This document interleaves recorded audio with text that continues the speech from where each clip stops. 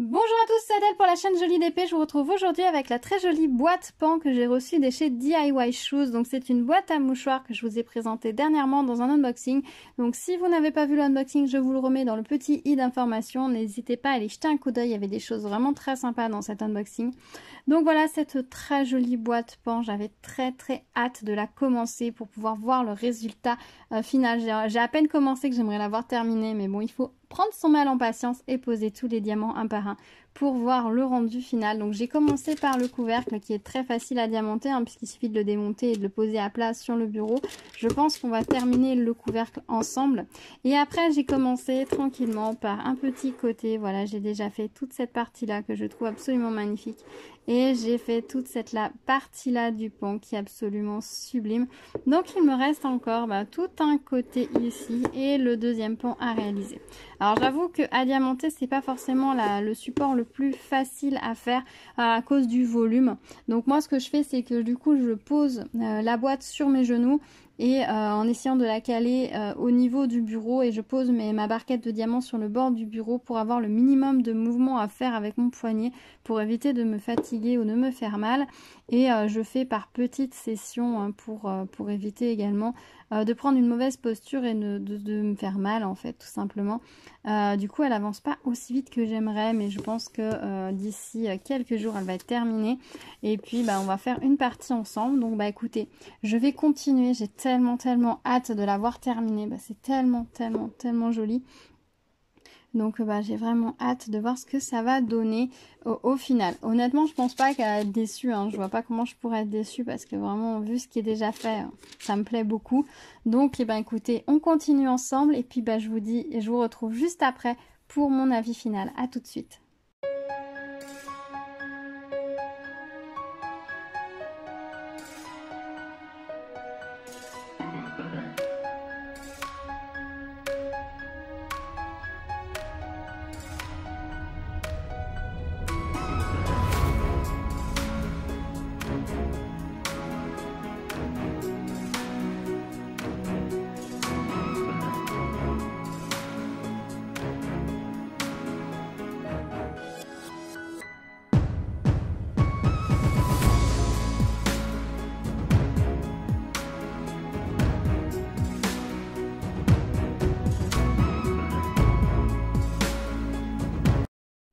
Voilà, je vous retrouve avec la boîte terminée, donc je la trouve vraiment très jolie. Elle fait vraiment son effet. Par contre, ça a été un enfer à faire. Voilà, je préfère être honnête. Je la trouve magnifique. Je l'adore. J'adore le motif. J'adore les couleurs. J'adore son rendu. Elle est sublime. Par contre, à faire, c'est un enfer parce que ce n'est pas une surface plate. Il va falloir diamanter directement la boîte avec son volume et ça, c'est fatigant. C'est fatigant. Il faut vraiment prendre une bonne posture. Je vous conseille quand vous faites ce genre de choses d'utiliser, de mettre la boîte sur vos genoux et de la mettre à hauteur de votre bureau, le bord au niveau de votre bureau, de façon à n'avoir à bouger que votre main comme ça et non pas, du coup comme ça, et non pas avoir besoin de monter et descendre, monter et descendre. Si vous montez et descendez en permanence, vous allez vous faire mal à l'épaule, vous allez vous faire mal au poignet, vous allez faire mal au coude, et vous avez très vite fait de vous faire par exemple une tendinite avec un mouvement aussi répétitif. Donc faites attention à ça. Si vous n'avez pas le choix que de travailler comme ça, faites des toutes petites sessions, ce genre de support. Ne faites pas une grande session. Si vous mettez la boîte sur vos genoux et que du coup vos diamants sont comme ceci, là vous allez beaucoup moins bouger, vous allez moins vous faire mal. Par contre, faites attention à garder une posture droite, gardez le dos droit et si possible ayez les jambes à l'équerre. Moi j'avoue que sous mon bureau j'ai une petite marche de step que j'avais pris chez Decathlon il y a 1000 ans, que je mets sous mon bureau, ce qui me permet d'avoir une position avec les jambes à l'équerre et ce qui me permet d'avoir davantage le dos droit parce qu'il y en a vite fait de se faire mal au dos en diamond painting. Là j'avoue que sur cette boîte à la fin j'ai voulu terminer tout un pan et un petit bout du côté en une soirée. Je vous avoue que le lendemain j'étais pas très bien, j'avais un peu mal au dos, ça me tirait et c'est vraiment bête parce que franchement ça vaut vraiment pas le coup de se faire mal au dos ou mal aux articulations pour du diamond painting. Il faut vraiment avoir une posture correcte, droite, où vous n'allez pas vous faire mal. Ça ne vaut vraiment pas le coup de se faire mal pour ça. Vous pouvez également utiliser les petits pads, il existe des petits supports en verre ou en autre matière que vous pouvez mettre sous les pieds de votre bureau ou votre table pour la surélever, pour avoir une posture qui va, enfin la table plus haute, qui va vous permettre de pouvoir travailler de façon plus confortable. Toutes ces petites choses, pensez-y de façon à ce que quand vous faites votre diamond painting, vous ne vous fassiez pas mal. Normalement, on n'a pas de geste qui doit engendrer une tendinite. Si on a ce genre de geste, c'est que c'est pas bon. C'est que votre geste n'est pas le bon, donc il va falloir le corriger. Si vous arrivez à attraper mal au dos à force de travailler, c'est que votre posture n'est pas bonne non plus, donc faites-y vraiment attention. Et au premier signe de douleur, arrêtez, faites autre chose, changez de posture, changez de position, allez bouger. Ne persévérez pas parce que vous risquez de vous faire mal, et pour certaines blessures, c'est à vie, donc c'est un peu dommage. Voilà, ça c'était la petite... conseil santé, voilà, faites attention à vous. Donc moi j'avoue, j'avais travaillé énormément par petites sessions et j'ai voulu finir un coup parce que j'avais vraiment envie de voir ce qu'elle allait donner à la fin, et je regrette un petit peu. Alors j'ai fait des pauses, j'ai fait attention d'avoir une bonne posture et tout, mais le mouvement étant pas le bon, pas naturel, c'est vrai que le lendemain j'avais un petit peu l'épaule et le dos qui tiraient un petit peu, j'étais pas top, et franchement j'ai regretté, j'ai pas fait de diamond painting le lendemain pour laisser mon corps se reposer, et c'est un peu dommage, voilà. Ah sinon, pour en revenir à cette boîte, elle est magnifique, la qualité est vraiment top, le fait qu'on ait une boîte en plastique plus le médium par-dessus, ça fait vraiment qualitatif, ça fait vraiment de la belle qualité, ça donne une finition tip top. Si vous vouliez la faire, peut-être pour vous en servir en bac de rangement, voilà ce que ça donnerait. Donc ça fait très très joli. Vous voyez, vous n'êtes pas obligé de mettre le couvercle si vous voulez, par exemple, ranger peut-être des produits de beauté dans votre salle de bain, ranger, je sais pas, mettre des compartiments pour ranger des stylets ou du matériel créatif sur votre bureau, etc. Vous pouvez tout à fait ou mettre les livres debout sur votre table de nuit. Enfin bref, vous avez plein de possibilités pour un bac de rangement comme ça. Vous pouvez vous en servir et ça rend très très bien. Vous n'êtes pas obligé de vous en servir uniquement en boîte à mouchoirs. Vous voyez, la finition à l'intérieur avec le petit rebord est très discret, donc ça passera nickel. Et vous avez vraiment une belle boîte, une belle finition, belle qualité, donc c'est nickel.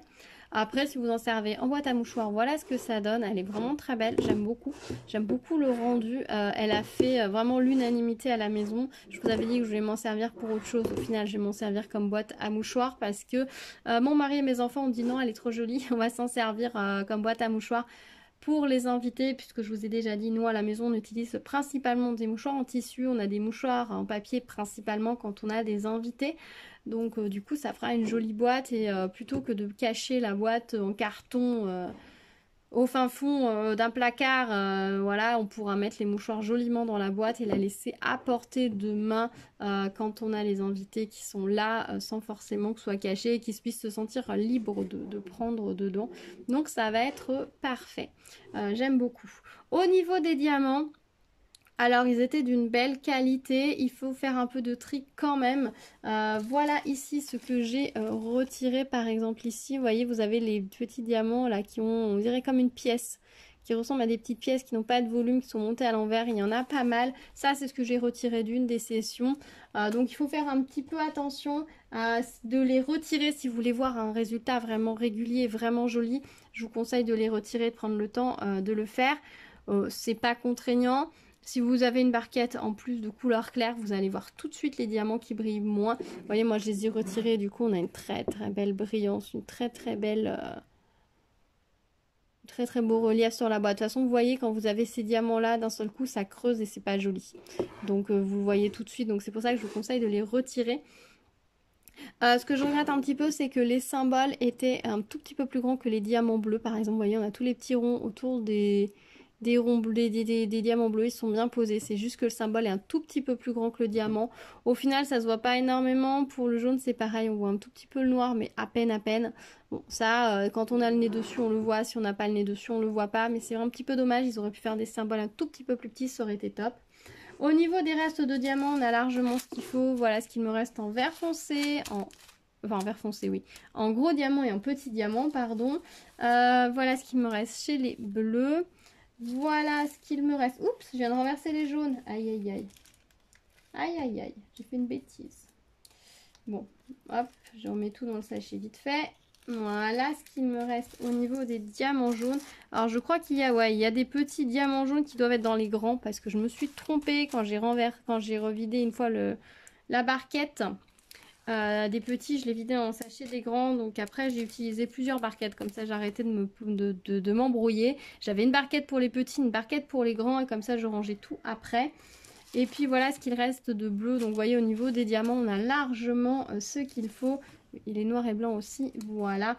Donc en termes de diamants ils sont très très généreux, certes il faut trier un petit peu, mais franchement il n'y a pas tant de diamants que ça qui ont des soucis. Et pour ceux qui ont des soucis, on n'a pas de scrupules à les éliminer parce qu'il y a largement ce qu'il faut pour les remplacer. C'est vrai que dans ce genre de projet, c'est assez souvent qu'on a des diamants qui sont un petit peu moins beaux. Ça fait partie du jeu, mais bon, voilà, c'est pas grave, il faut le savoir. On prend le temps de réaliser et puis voilà, la patience que l'on peut et le temps qu'on investit sur ce genre de projet en vaut vraiment la peine. C'est très très long à faire par contre, hein. C'est l'équivalent de deux petites toiles facilement, plus le fait que ce soit un support différent, ça prend énormément de temps, vous allez y passer vraiment pas mal d'heures. Alors c'est vrai que ça peut paraître un petit peu cher comme support, mais honnêtement ça vaut le prix. La boîte est de très très bonne qualité, il y a énormément de diamants, vous allez prendre énormément de temps aussi à le réaliser, donc c'est en termes de temps de prix et de temps de réalisation, c'est tout à fait équilibré. En termes de temps, de prix et de qualité, c'est aussi tout à fait équilibré. Donc franchement, ce sont vraiment des belles boîtes, des beaux projets. Dites-moi si vous en avez déjà réalisé ou vu réaliser. Si peut-être vous avez terminé des vidéos sur les autres modèles, ben dites-moi le dans les commentaires. Je serais curieuse d'aller voir ce que vont rendre les autres modèles. J'aimerais bien qu'ils sortent d'autres designs parce que les autres qui sont proposés ne me plaisent pas vraiment. J'avoue que j'aime beaucoup les modèles des petites boîtes mais qui sont trop petites. Je trouve qu'il y a des très très beaux modèles. J'aimerais beaucoup qu'ils nous en proposent de similaires sur ce genre de support parce que c'est vraiment magnifique. Vraiment, si ce support vous plaît, n'hésitez pas, offrez-vous-le ou faites-le offrir parce que franchement c'est vraiment un très très très bel objet qui va pouvoir vous suivre très longtemps. Moi je vais, là il n'est pas verni mais je vais le vernir avec 2 bonnes couches de vernis, de mon vernis acrylique gloss là, de chez Action habituel. Je vais en mettre je pense 2 bonnes couches. Je vais peut-être mettre avant de mettre la couche de vernis. Vernis brillant, je vais peut-être mettre une petite couche de vernis pailleté. Alors je sais pas si je prendrais celui de chez Cultura qui a des paillettes vertes ou celui qui a les micro paillettes de chez Cléopâtre, mais je pense que je vais peut-être en prendre un des deux pour rajouter une petite couche de paillettes, peut-être celui de chez Cultura parce que les paillettes vont venir se glisser en plus dans les petits trous et ça rajoutera encore du brillant, ça peut être vraiment sympa. Donc voilà, je vais d'abord mettre là une couche de vernis pailleté et ensuite je vernirai je pense 1 à 2 fois la boîte pour qu'elle résiste vraiment dans le temps et qu'on la garde longtemps parce que c'est vraiment très joli. C'est la première vraie boîte à mouchoirs que j'ai. Voilà, en 36 ans, je n'avais jamais eu de boîte à mouchoirs comme ça. Déjà, toute mon enfance, on utilisait les mouchoirs en papier qui étaient en petite pochette là avec le petit scotch dessus. Et les boîtes à mouchoirs, ça fait pas si longtemps que j'en ai. J'en achète uniquement voilà, pour en avoir pour quand les maîtresses en demandent pour l'école et pour quand on a des invités parce que c'est pratique assis. Si je me sers de ce genre de mouchoir, j'utilise un mouchoir comme ça pour huiler ma poêle à crêpes également. C'est l'autre utilité que j'ai des mouchoirs jetables comme ça à la maison. Pour le reste, on utilise, c'est vrai, des mouchoirs en tissu. Voilà, bah écoutez, je la trouve très belle. Dites-moi dans les commentaires ce que vous en pensez, si vous en avez réalisé, etc. Répondez à toutes les questions que je vous ai posées dans les commentaires. On s'y retrouve pour discuter comme d'habitude. Si vous arrivez sur ma chaîne, bienvenue à vous. N'hésitez pas à vous abonner, activer la cloche pour être au courant des prochaines vidéos. Énormément de choses en préparation, donc restez à l'écoute. Je vous dis à très vite. En attendant, prenez soin de vous. Tchou tchou!